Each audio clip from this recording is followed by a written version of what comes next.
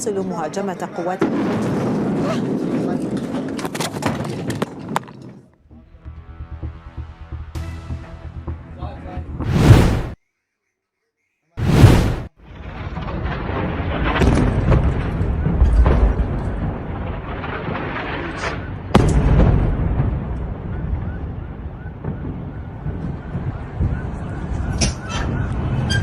İsrail ordusuna ait havanın binasını 3 kez roketlerle hedef aldı. görüldüğü gibi Iran से युद्ध में नाक कटवाने के बाद बेंजामिन नेतन्याहू को अभी और जलील होना है, क्योंकि उन्होंने सीरिया के साथ युद्ध शुरू कर दिया है।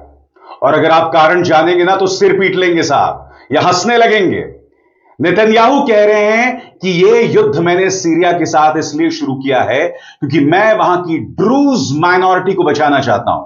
सरल शब्दों में कहा जाए, ड्रूज माइनॉरिटी वहां की एक अरब अल्पसंख्यक है। अब दोस्तों, आप भी जानते हैं कि कोई इस बात पर विश्वास नहीं करेगा कि नेतन्याहू अरब लोगों को बचाना चाहता है, क्योंकि ये वो शख्स है जिसने फलस्तीन में करीब 60,000 बेकसूरों को मौत की घाट उतार दिया, लेबनान पर हमला किया, ईरान पर हमला किया। यानी अरब या मुसलमान, इनसे नेतन्याहू की कोई हमदर्दी नहीं है। और अब उन्होंने प्रहार कर दिया है सीरिया पर, उसकी राजधानी दमिश्क पर और उसके एक शहर सुवेदा पर, जहां पर ड्रूज माइनॉरिटी बसती है। और आप जो मेरे पीछे स्क्रीन पर लगातार तस्वीरें देख रहे हैं दोस्तों, ये इस्राएली हमले की तस्वीरें हैं जो उसने सीरिया की राजधानी दमिश्क और सुवेदा शहर पर किया। आज पूरी तफसील के साथ मैं आपको बतलाने वाला हूं कि ये ड्रूज माइनॉरिटी कौन है, क्या है नेतन्याहू के मंसूबे, और ये खबर दरअसल है क्या। सबसे पहले सरल शब्दों में हुआ क्या आपके स्क्रीन पर। बुधवार को इसराइल ने सीरिया की राजधानी दमिश्क पर जबरदस्त हवाई हमले किए, जिससे हालात और ज्यादा बिगड़ गए। इसराइल का कहना है कि यह कार्रवाई एक अरब अल्पसंख्यक समुदाय यानी ड्रूज के समर्थन में कर रहा है, जिसकी सीरियाई सेना के साथ हिंसक झड़पें चल रही हैं। सीरियाई स्वास्थ्य मंत्रालय ने CNN को बताया कि इन हमलों में कम से कम 3 लोगों की मौत हो गई है, 34 घायल हैं। हालांकि अमेरिका की ओर से दबाव होने के बावजूद इसराइल ने अपने अभियान को तेज कर दिया है, जबकि अमेरिका चाहता है कि सीरिया की अंतर्राष्ट्रीय अलगाव की स्थिति को खत्म किया जाए। सीरिया ने इन हमलों की कड़ी निंदा की है और कहा है कि इसराइल ने बुधवार को सरकारी इमारतों, खासकर रक्षा मंत्रालय को निशाना बनाकर खतरनाक उकसावे की कार्रवाई की है। बड़ा सवाल, अमेरिका विरोध कर रहा है तो कारण क्या है? कारण है ईरान। ईरान जो तैयारी कर रहा है ना दोस्तों, उसका आपको अंदाजा नहीं है। उसे चीन से लगातार मदद मिल रही है, वो गोलबंदी कर रहा है इस्लामिक देशों की। और अब सीरिया में ईरान कदम ना रख सके या ईरान मजबूत ना हो, इसीलिए उसने सुवेदा और दमिश्क पर हमला कर दिया है। आपके सामने अब सरल शब्दों में मैं बतलाने वाला हूं दोस्तों कि हो क्या रहा है। मगर सबसे पहले देखिए, सुवेदा में ड्रूज समुदाय का एक शख्स जो है इस्राएली झंडे को फैला रहा है। और ये वो माइनॉरिटीज हैं जो इस्राएल का समर्थन कर रही हैं। मगर दिलचस्प बात यह है कि एक बहुत बड़ी तादाद में ड्रूज कह रहे हैं कि हमें इस्राएल के दखल की जरूरत नहीं है। तो ऐसे में इस्राएल सीरिया पर हमला क्यों कर रहा है? मैं अब आपके सामने इस संघर्ष के तमाम पहलुओं को लाने वाला हूं। मगर सबसे बड़ा प्रश्न, आखिर इस्राएल ने दमिश्क और सुवेदा पर हमला क्यों किया? तो आपके सामने एक एक कारण मैं लेकर आ रहा हूं। पहला कारण, ड्रूज समुदाय की रक्षा के नाम पर इस्राएल का कहना है कि सीरिया की सुवेदा इलाके में ड्रूज माइनॉरिटीज पर सीरियाई सेना ज्यादती कर रही है, इसीलिए उसने कार्रवाई की। दूसरा कारण, सीमा के पास खतरा। इस्राएल को डर है कि उसकी सीमा के पास ईरान समर्थित लड़ाके या हिजबुल्लाह जैसे गुट मजबूत हो सकते हैं, इसीलिए वो हमला करके उन्हें रोकना चाहता है। यानी कि कारण स्पष्ट है दोस्तों, इस हमले के पीछे वजह ईरान है और उसके समर्थित लड़ाके।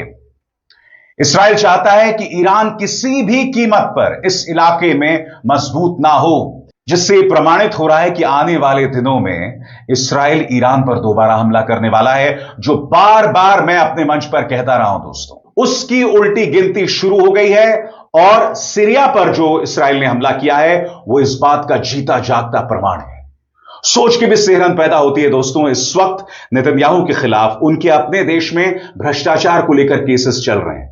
यह व्यक्ति अपनी जान बचाना चाहता है, लोग उसके खिलाफ सड़क पर उतरे हुए हैं। यह व्यक्ति अपनी जान बचाना चाहता है। हकीकत यह है कि नेतन्याहू बुरी तरह से बौखलाए हुए हैं, डरे हुए हैं, और यह डर कई स्तर पर है। बड़ा डर कि मुझे हर कीमत पर अपनी जान बचानी है। तीसरा कारण, सीरिया में अस्थिरता। 2024 में असद सरकार के गिरने के बाद सीरिया कमजोर हो गया था। इस्राएल इसका फायदा उठाकर अपनी सुरक्षा के लिए इलाके में दबदबा बनाना चाहता है। चौथा कारण, संदेश देना। इस्राएल यह दिखाना चाहता है कि अगर उसकी सीमाओं के पास कोई हरकत हुई तो वो चुप नहीं बैठेगा। यह एक तरह की चेतावनी है। इसके अलावा पांचवा कारण, आंतरिक दबाव। इस्राएल में हाल ही में कई हमलों के कारण सरकार पर दबाव है कि वो सख्ती दिखाए, इसीलिए दमिश्क पर हमला भी एक मजबूत जवाब माना जा सकता है। सबसे बड़ी बात दोस्तों, इस्राएल कह रहा है कि ये हमले रुकने नहीं वाले हैं, और वहां का जो कट्टरपंथी तबका है वो ये कह रहा है कि सीरिया के राष्ट्रपति को मौत के घाट उतारा जाए। ये बहुत कुछ सुना सुना लगता है ना दोस्तों, क्योंकि ईरान के अंदर भी यही अंदाजे वहां अपनाया गया था। ईरान के अंदर भी मकसद था सुप्रीम लीडर खामेनी को मौत के घाट उतारना। और बड़ी बात यह है, वो सुपारी अब भी बदस्तूर जारी है। जी हां, मोसाद के जो लड़ाके हैं, उनके ऑपरेटिव्स हैं, वो ये लगातार कोशिश कर रहे हैं कि वो ईरानी सुप्रीम लीडर खामेनी के करीब पहुंच सकें और उन्हें मार सकें। बहरहाल इस हमले को लेकर इस्राएल के क्या तेवर हैं, इस पर गौर किया जाए। इस्राएल ने कहा है कि वो सीरिया पर एयर स्ट्राइक्स तब तक करता रहेगा जब तक उसे जरूरी लगेगा। पिछले कुछ दिनों से हमले ज्यादातर दक्षिण सीरिया के स्वेदा इलाके में हो रहे हैं, जहां हाल ही में काफी अशांति देखने को मिली थी। लेकिन बुधवार को इस्राएली सेना ने दमिश्क के बीचों बीच हमला किया और कहा कि वो सीरियाई राष्ट्रपति अहमद अल शरा को एक सीधा संदेश देना चाहता है। मगर हकीकत यह है, यह मुद्दा सिर्फ सीधा संदेश देने को नहीं है। जैसे मैंने बताया, उनके पार्टी के अंदर कट्टरपंथी तबके जो हैं, वो राष्ट्रपति को मार देना चाहते हैं। गौर किया जाए, नेतन्याहू की सरकार के भीतर भी बयानबाजी अलग अलग है। उनकी कट्टरपंथी दक्षिणपंथी पार्टी के कुछ मंत्री, जैसे नेशनल सिक्योरिटी मिनिस्टर और डायस्पोरा अफेयर्स मिनिस्टर, अब सीरियाई राष्ट्रपति अहमद अल शरा की हत्या की मांग कर रहे हैं, जबकि इस्राएली सेना और रक्षा मंत्री कह रहे हैं कि सीरियाई सेना पर हमले आगे भी चलते रह सकते हैं। और इंतजार कीजिए दोस्तों, मैं आपको बतलाऊंगा कि दरअसल ये ड्रूज माइनॉरिटी है क्या। कहने को ये अरब हैं, इसीलिए ये बात किसी को हजम नहीं हो रही कि नेतन्याहू जो हैं एक अरब माइनॉरिटी को बचाने के लिए निकले हैं सीरिया के अंदर। आप सब जानते हैं उनके तेवर फलस्तीनियों के खिलाफ क्या हैं, लेबनान में क्या हैं और ईरान में क्या थे। लिहाजा यह बात हजम नहीं हो रही है कि यह पूरी कार्रवाई जो है वो ड्रूज माइनॉरिटी को बचाने के लिए हो रही है। अब मैं आपके सामने इस पूरे संघर्ष के कुछ ऐसे पहलू रखना चाहता हूं जो बहुत जरूरी हो जाते हैं। गौर फरमाया जाए, क्या वाकई ड्रूज की रक्षा करना है या बहाना है? इस्राएल कह रहा है कि वह ड्रूज समुदाय की सुरक्षा के लिए हमला कर रहा है, लेकिन बहुत से ड्रूज नेता खुद इस्राएल की कार्रवाई की आलोचना कर रहे हैं। कई ड्रूज सीरियाई सरकार के साथ हैं तो इस्राएल की मंशा पर सवाल उठा रहे हैं। दूसरा अहम पहलू, बफर जोन और सुरक्षा पॉलिसी। इस्राएल चाहता है कि उसकी सीमाओं से दूर कोई दुश्मन फोर्स ना पहुंचे। खासकर गोलान हाइट्स की सुरक्षा के लिए वो सीरिया की तरफ से बफर जोन बनाए रखना चाहता है। तीसरा, असद की सत्ता जाने के बाद का खालीपन। 2024 में सीरिया के राष्ट्रपति बशर अल असद की सत्ता गिरने के बाद वहां स्थिरता है। इस्राएल को डर है कि जो भी नई सरकार आएगी वो इस्राएल के लिए खतरा बन सकती है। चौथा, घरेलू राजनीति और मनोवैज्ञानिक असर। दोस्तों, यह जिक्र मैं आपके सामने कर चुका हूं। जब से 2023 में इस्राएल पर हमला किया हमास के बाद, उसके बाद से उन पर दबाव बन रहा है कि वो इस्राएल के दुश्मनों को करारा जवाब दें, और इसी संदर्भ में इस तरह के हमले किए जा रहे हैं। अब आपकी स्क्रीन पर पांचवी बड़ी बात, और वो है ईरान और हिजबुल्लाह का डर। और सही मायने में दोस्तों असल कारण यही है। गौर फरमाया जाए, इस्राएल को चिंता है कि ईरान या हिजबुल्लाह इस अशांति का फायदा उठाकर सीरिया के दक्षिण में अपने लड़ाके भेज सकता है, इसीलिए वो पहले से ही उन्हें रोकने की कोशिश कर रहा है। यानी कि इसका लब्बो लबाब क्या है दोस्तों? गौर फरमाया जाए। इस्राएल के सीरिया पर हमले सिर्फ ड्रूज समुदाय की रक्षा तक सीमित नहीं है। इसके पीछे सुरक्षा रणनीति, ईरान से टकराव, नई सीरियाई सत्ता की चिंता और घरेलू राजनीति का दबाव है।